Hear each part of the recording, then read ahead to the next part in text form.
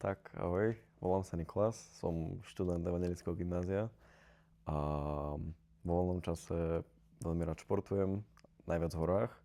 Pracujem ako inštruktor lyžovania a trávim čas s rodinou alebo taktiež dobrovoľničím v Centre pre seniorov Golden Age, tu u nás v Mikuláši v Odrášovej.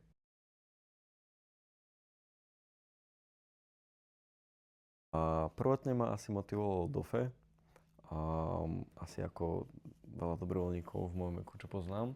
Ale myslím si, že neskôr to už nebola úplne iba, nestala za tým iba táto myšlienka. Bolo to aj také sebaнаplnenie, hej, to proste nejak ma to aj posúvalo. A tak príjemné si tak pomyslieť na konci dňa, že som niekomu pomohol možno. Či už tu, keď som začínal priamo ako v Horidoli a snažil som sa tu sa nejako nájsť, čo sa tu dá robiť a pomôcť nejakými eventami alebo nejak vylepšovať ten priestor, tak to bolo príjemné. A neskôr som však zistil, že som asi tak viacej zameraný na prácu s ľuďmi a nejaký ten kontakt potrebujem viacej a potrebujem mať nejaký výsledok hneď pri sebe. A tak som, akože s pomocou vlastne teba, som sa dostal k tomu Centru pre seniorov Golden Age, kde som už aj predtým bol, vlastne robili sme tam jeden event.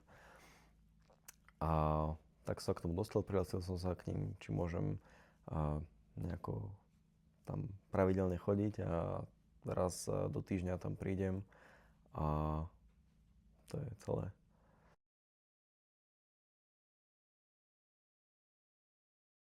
No tak moje deň vyzerá tak, alebo ten čas strávený tam, kedy po obede po škole prídem a zvítam sa s vratníkom. Ten je to taký môj kamarát. Akože všetci sú tam taký príjemný kamarátsky a vidno to na nich, že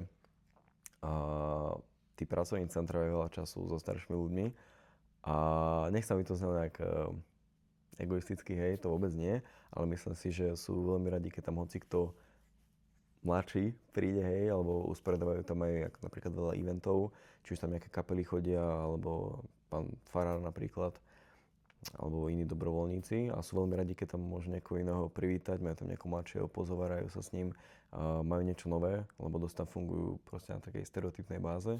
Takže prídem tam, privítam sa s každým a už veľa aj tých klientov ako takých ma poznajú, a tak s nimi sa porozprávam. A potom, či už je to buď v tej klubovej miestnosti, kde oni trávia čas, môžem hrať s nimi nejaké spoločenské hry, ak majú nejaké vystúpenie, tak im pomáham nejako pri tom. Alebo čo mám asi najradšej, je keď idem nejak individuálne po izbách ku tým klientom a tam s nimi pozhováram. Máme taký klub medzi sebou na ako priestor na rozhovor a keď je vonku aj príjemné počasie, môžem ich zobrať sa nejako prejsť, ak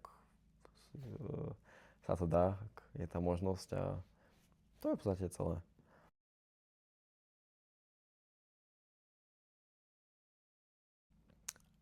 Musím povedať takú osobnostnú vec, ktorú som si najviac všimol. Um, Bolo vnímať ľudí ako, nie že z inej perspektívy, to som snažil robiť že aj predtým a akože učím, samozrejme učím na to doteraz, ale skôr na, načnúť do iných vrstiev alebo bublín ľudí.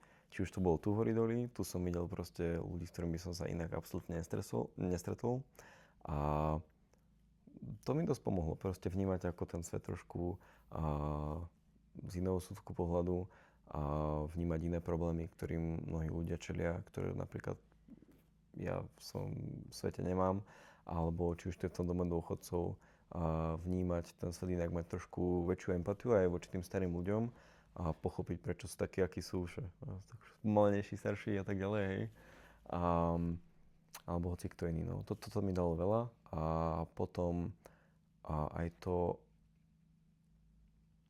také uvedomenie, aký hodnotný je čas v podstate pre nás, pre ľudí, že keď ja tam prídem napríklad do toho centra, tak proste tá jedna hodina vie mnohým ľuďom vyťariť úsmev na tvári a vám naozaj im spríjemný deň, že koľkým ľuďom vieme pomôcť kvázi maličkosťami.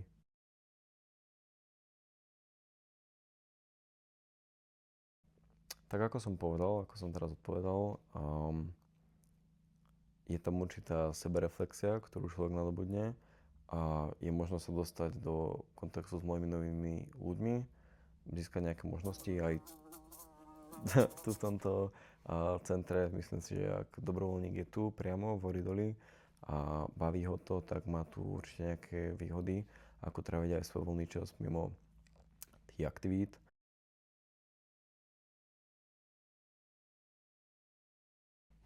Určite preto, lebo mnoho ľudí je v núdzi, aj keď si to veľa z nás neuvedomuje, ktorí sa neangažujeme v dobrovoľníctve a mnohým ľuďom to vie strašne pomôcť, keď ideme k niekomu na dobrovoľnú bázu alebo sa staneme súčasťou nejakej aktivity, nejakého hnutia.